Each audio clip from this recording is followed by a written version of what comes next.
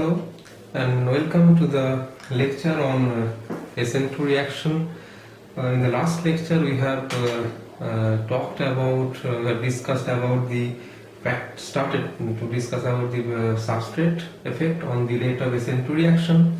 So today we will continue the lecture on the next parameters that used to influence this rate of SN2 reaction.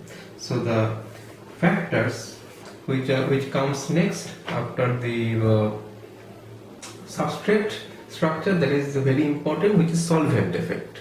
So let's start.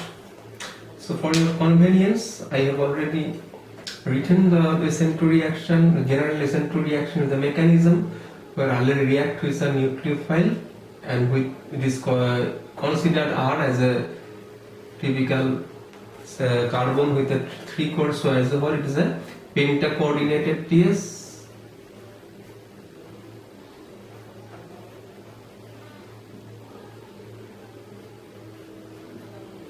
And which gives your product, that is RNU.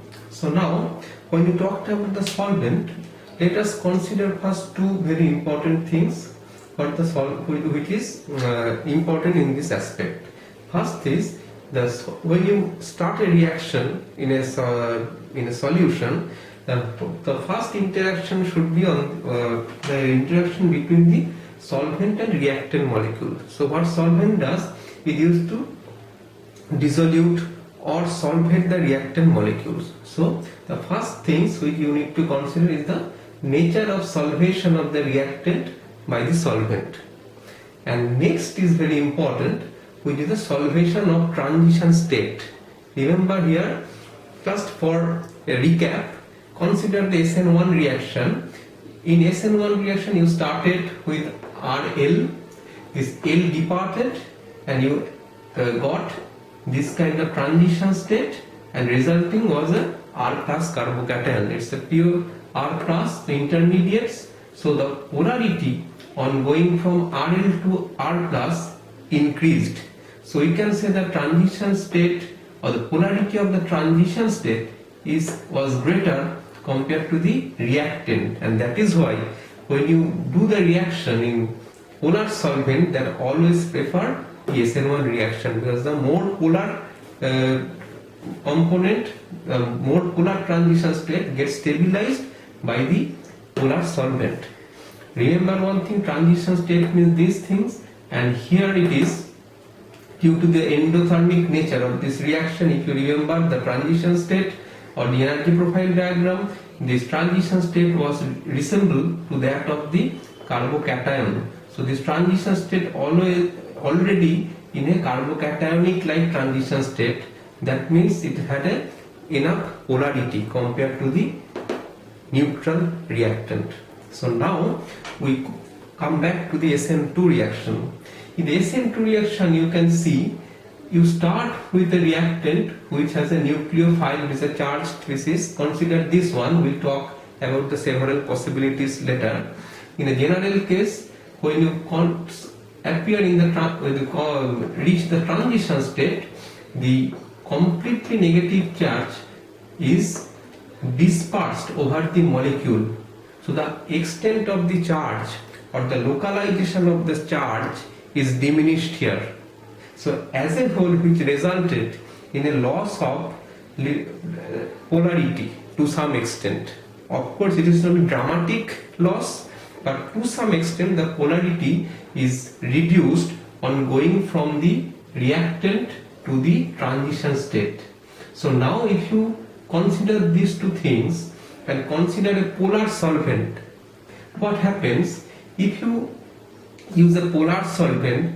They prefer this completely charged species which is more polar compared to the partial charged species, and that's why if you increase the polarity of the solvent, the extent of solvation of the transition state will be decreased, and it is not enough polar in nature, it has a partial polarity.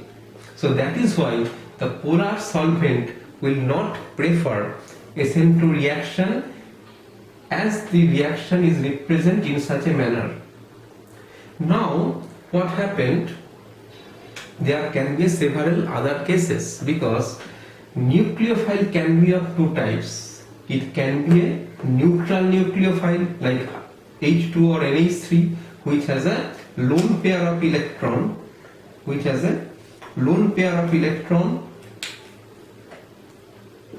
and nucleophile can be of charged species like OH minus, N3 minus. On the other hand, the alkyl halide or the reactant with a leaving group, this can also be of two types. It can be alkyl halide, which is neutral in nature.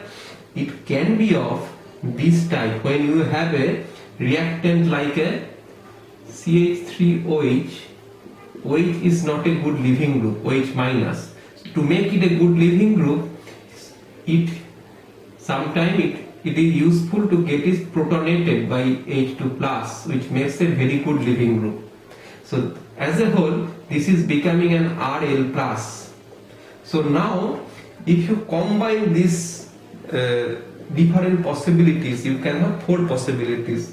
Nucleophile can react with this and this too, and nucleophile minus, that is charged one, that also can react with this, and there are four possibilities. It was observed that except one cases, in all other cases the reaction rate is retarded by the increase of polarity, because as a whole the polarity of the transition state is getting lowered on going from reactant to the transition state. But there is one exception which is written here. When you have a nucleophile and RL, both are neutral in nature. That means suppose you are reacting H2O with a or NH3 with a methyl bromide. So these are neutral molecule, non-polar. Now if you increase if you go to the transition state, the nucleophile will make this kind of mechanism, and as a whole you get a transition state like this one, where you can see there is a little partial charge separation and some sort of polarity has been imparted in this transition state. So on going from reactant to the transition state, you increase the polarity as a whole in the molecular system, and which in turn is favored by the increase in the polarity of the solvent. So this is one of the exceptional case where if you increase the polarity of the solvent, the rate of SN2 reaction can increase also. Of course, remember one thing, that it is not a dramatical decrease or dramatical increase, because these all is a partial one. But generally it is not useful to make a SN2 reaction in a completely polar solvent. Now another very important factor which is coming into in this context is the solvation of the nucleophile. Now when you talk about the activity of the nucleophile, we will discuss about this effect of the nucleophile. The important thing in SN1 reaction is it was a unimolecular reaction, and in the rate equation, if you see the previous lecture, no nucleophile was involved in the rate determining step. So nucleophile activity was not at all considered. But in case of SN2 reaction, it is very useful, because the rate of SN2 reaction is involved, it's a bimolecular, both RL and nucleophile are involved in the rate determining step. So the concentration of the nucleophile, availability of the nucleophile, strength of the nucleophile, both all are very much important.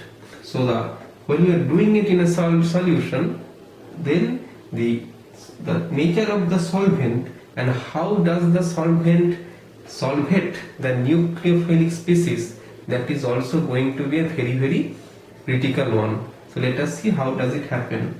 So when you are using a solvent which is called a polar protic solvent, that is, it is polar in nature, and it can supply and it can form an H bond then in that case, if you consider a nucleophile series of the halide ions, it is observed that what you see, that F minus, the size of the F minus is very small. So as a whole, the charge density on fluorine atom is very large. So it makes this F minus a hard nucleophile. On going towards the halogen series Cl Br minus I minus, so you can see that size is increasing, and then now as you move toward the right side, the nucleophiles gets softer kind of nature, soft nature. So now on moving from hard to the soft nucleophile, it was observed that in the polar protic solvent the nucleophilicity actually increases, and it is because as these fluoride ions are very hard nucleophiles, the charge density is very high, it will be highly solvated within the protic solvent, and that's why this fluoride ion will not be available for its nucleophilic attack. Now as you move down the group towards the I minus, the charge density is now delocalized because it's a very big species compared to fluoride ion, and so the ability of the hydrogen bonding formation gets lowered. So now I minus will be available for attacking any R center or carbon center. So the nucleophility has shown to increase while moving from F minus to the I minus. Now a very interesting situation comes when you use polar aprotic solvent. This is how the nucleophilicity is used to increase in a polar aprotic solvent. Let us see how. First of all, what is polar aprotic solvent? It does not contain any acidic or active hydrogen, so it cannot form hydrogen bonds with the solute molecule, with the negative part of the solute molecule. Now, so that is why, due to the absence of such hydrogens or protons, it is unable to solvate the anions of the solute. Now let us consider you are going to add a species which is MNU. MNU means M is any metal ions associated with the anions, M is flourishing cations, and NU minus will flourish the nucleophilic, that is anions.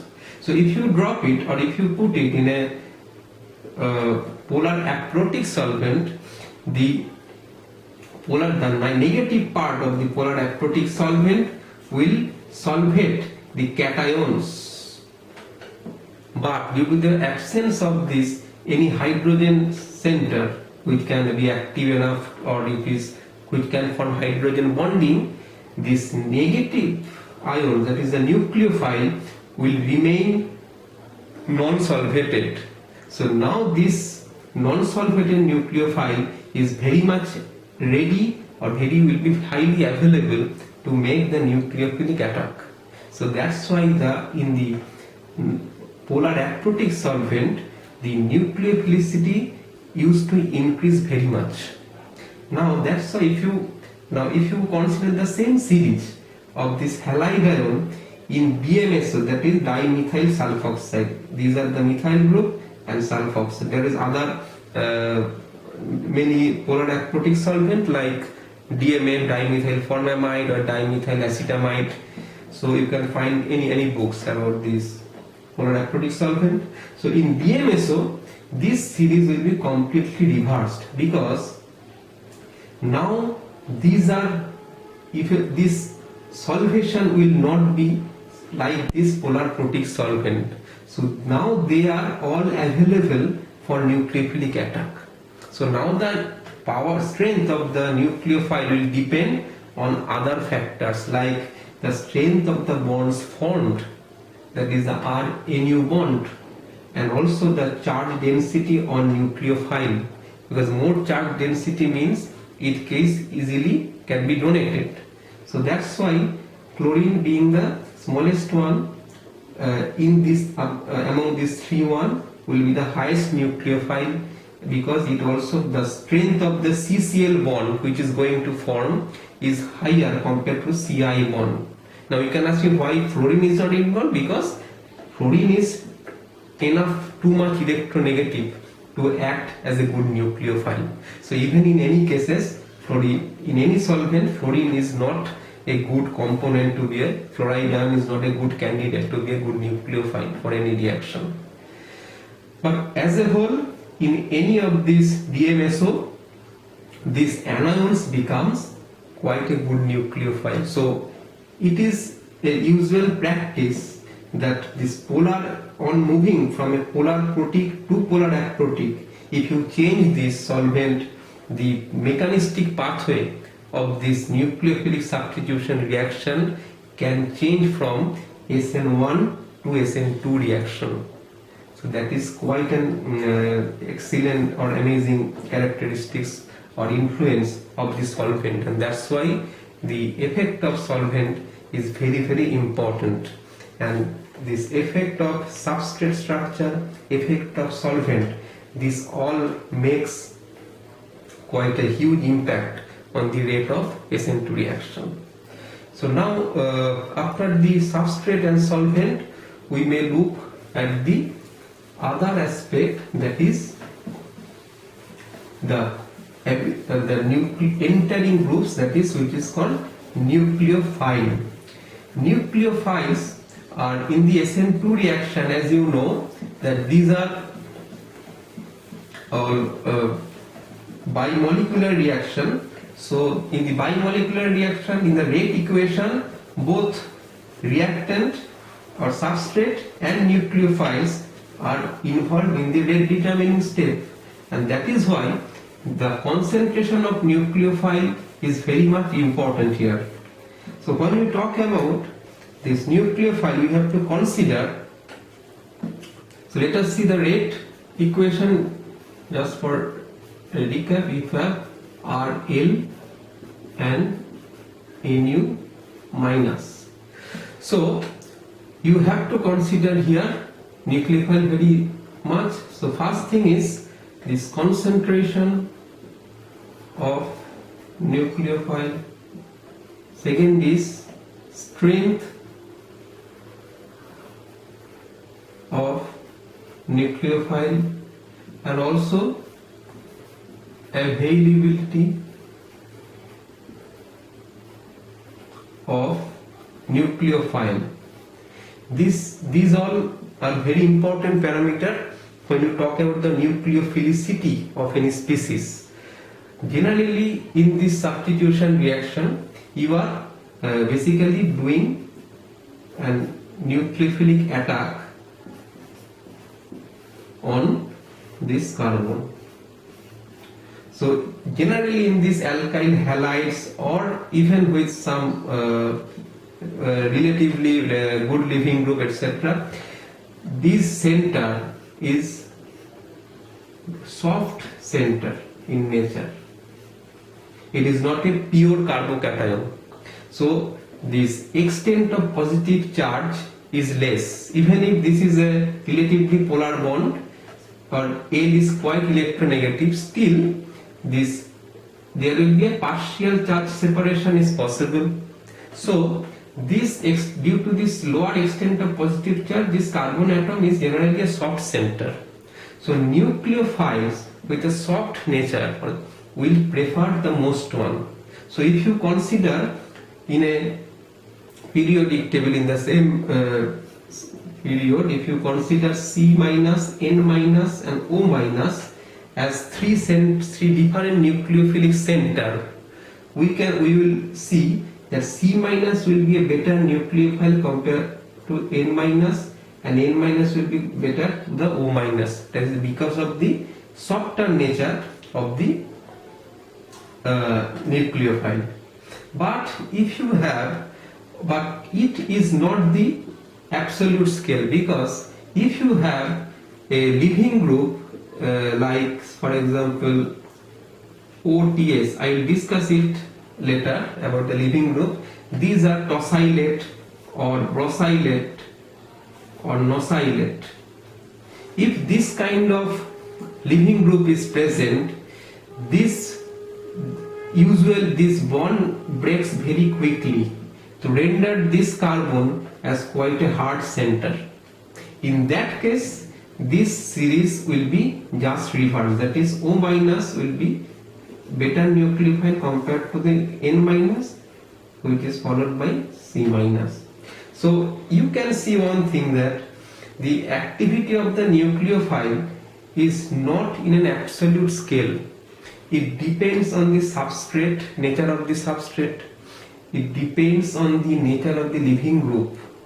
It depends on the solvent, whether it's a polar protic or polar aprotic.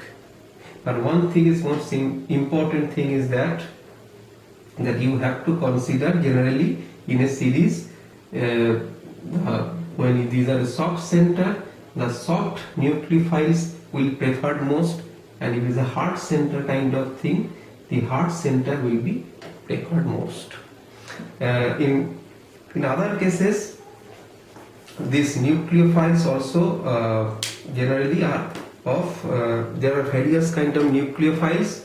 There has been an effort to prepare a nucleophilicity scale, but also it is not an absolute, because this is done on the reference of any particular reaction. But if you change the reaction, the scale of the nucleophilicity might alter it.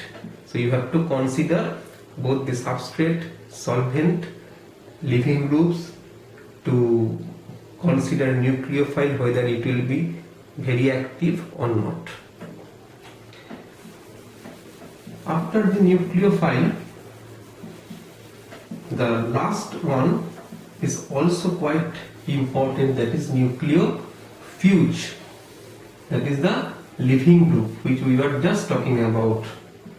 So how this leaving group works? In the lecture of SN2 reaction,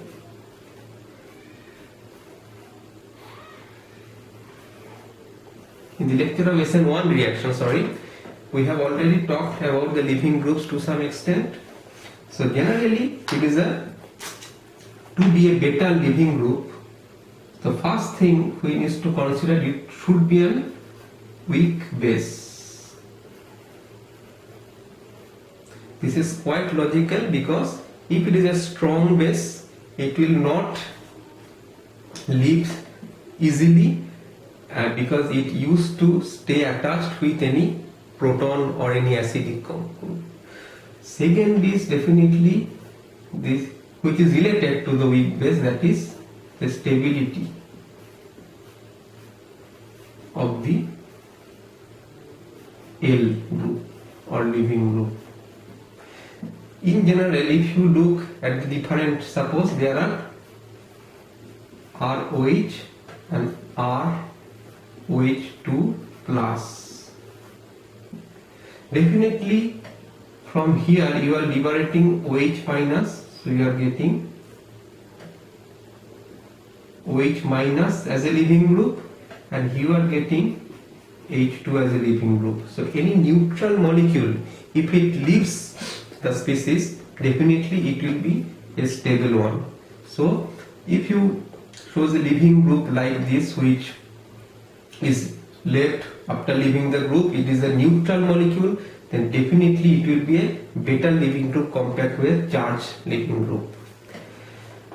Second is, and in fact this is a process of making an alcohol, or OH minus is a beta leaving group. If you have a molecule ROH, you protonate it with H3O plus, so you get RH2 OH2 plus. Now this can be attacked by any nucleophile. In such cases, if you add nucleophile, the rate will be very, very slow, because OH minus is very, very poor leaving group. But in this case, this is not happening. H2 fastly removes from the molecule, so you get quite a fast SN2 reaction. But one of the very important thing, or important leaving group, when you consider a leaving group, you usually see, often you can meet some oxyanions.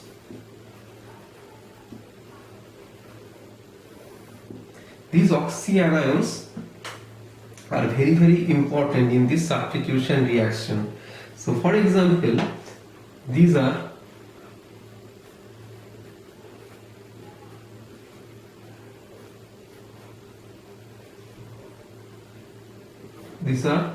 triplet. We will call it OTF minus. These are called triplet. If you have this type of compound or leaving group,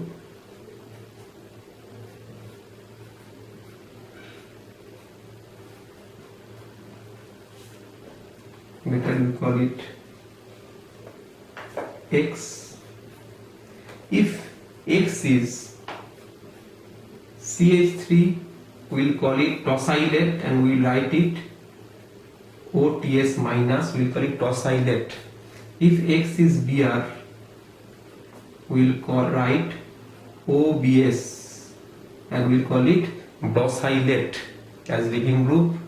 If it is NO2, then we will call it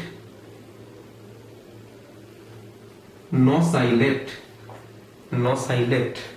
So there are different type of this kind of oxyanions. So these are very much stable, as you can see from this conjugation, and this usually leaves quite early. So nucleophile gets added, so the electrophilicity of this,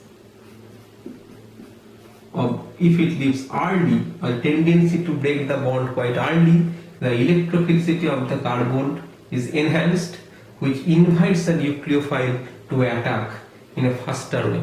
So that is why this kind of groups you can quite frequently observe in any nucleophilic reaction, not only in SN2 but also in SN1 type of reaction, because it usually helps to produce carbocationic like intermediates also. So let us see an example how does it work. So when I discuss some problems, I can discuss in detail the implementation of these things, but in a short, suppose you are going to perform this reaction ROH, you are making R nucleophile, any nucleophile. If you add nucleophile, because you know OH minus is not a good leaving group, it's a poor leaving group, this will be a very, very slow reaction and it is almost negligible product. It's very, very slow. What is done here? It is done by tosyl chloride in place of pyridine. If you heat this product, you can get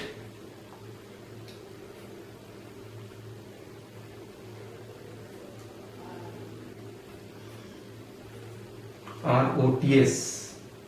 What is tosyl chloride? This is just what I have written, the tosyl group. Here a chlorine will be attached. So this will be replaced by this R group, and this R will be now having a OTS group, which is a very, very good leaving group. Now if you react with the nucleophile will react very easily and OTS will leave, as OTS is a very good leaving